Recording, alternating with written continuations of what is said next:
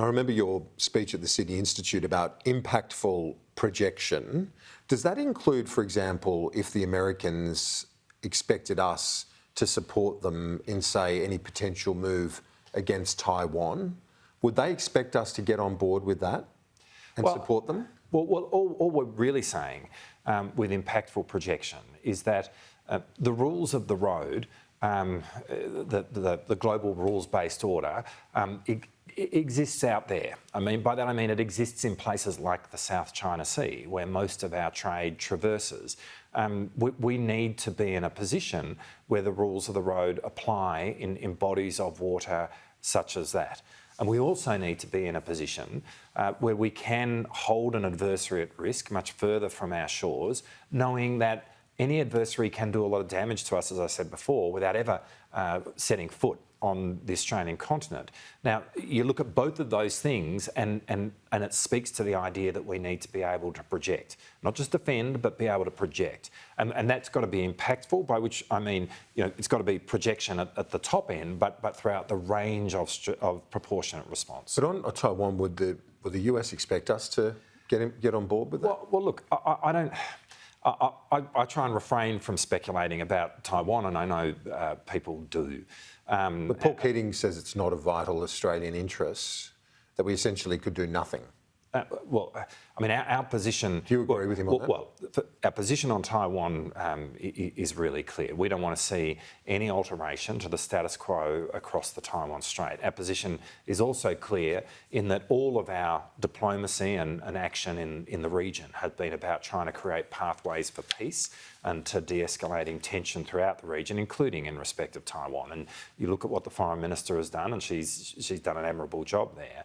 Our position is very much that we do not want to see any unilateral change to the status quo across the Taiwan Strait, and that's where we stand. The next generation UK submarine, potentially, according to the Sun newspaper this week, the Brits have said they're going to provide us a couple off their production line in Cumbria and then into a locally produced version. Is that right? Well, it won't surprise, my answer's not going to surprise you, which is I'm not going to preempt the decision that all three governments, the United Kingdom, the US and ourselves, will make in the not too distant future about what the optimal pathway will look like. But it sounds like the trilateral boat that you've been talking about, that sort of thing. Well, I mean, the point that we've made, and I'll continue to make, is that it is a genuinely collaborative effort between the three countries. When this is ultimately announced, and it's not far off, the people will see that this is far from it being a competition between the US and the UK. In fact, it is both countries working hand in glove to help Australia acquire this. Will you be with the Prime Minister when they? Oh, look, we're working all those details through in terms of, you know, how the announcement occurs.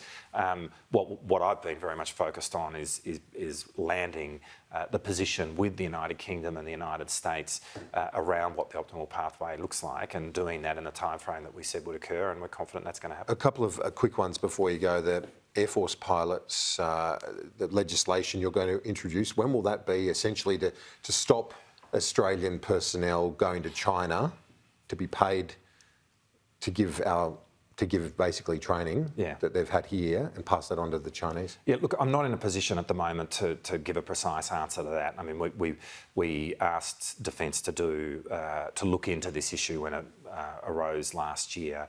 I think the thing I really want to say to people is that the policies and legislation that we have in place now is strong. And any person who, in the course of working for our nation, acquires classified information is obliged to maintain that information for as long as it remains classified, and that's beyond their employment with the Commonwealth, and to reveal that to anyone else, including a foreign power, is right now a crime. But we do think that there is legislation that can be put in place which removes any doubt that information that I would describe as ancillary to that forms part of the secret. So we're developing that. We're going to do that as quickly as possible. You know, we're in the process of working out where we can fit that into the legislative agenda, but we are very keen to make sure this passes the Parliament. The government made a change to allow public servants to work on Anzac Day. Well, if they want, is that appropriate? Look, we saw this strange couple of questions in the House today, and again, the first point I'd make here is The idea that the opposition is seeking to politicise Anzac Day is sad. Because Anzac Day is as sacred a day as any in our calendar. That is very much the view of this government. We are completely committed to Australia being able to commemorate Anzac Day. Now, as the Minister for Defence Personnel pointed out, there are a number of public servants that need to work on Anzac Day in order to facilitate the very Anzac Day ceremonies which we have. And so the flexibility of being able to swap a day in or a day out in terms of a public holiday is the kind of flexibility that exists across industrial contracts right through our economy. This is not something unusual about it. It existed for almost the entirety of the former government's term in office. It's not something to be politicised. We're completely committed to the sanctity of Anzac Day. Deputy Prime Minister, I appreciate your time as always. Thank you. Thanks, Kira.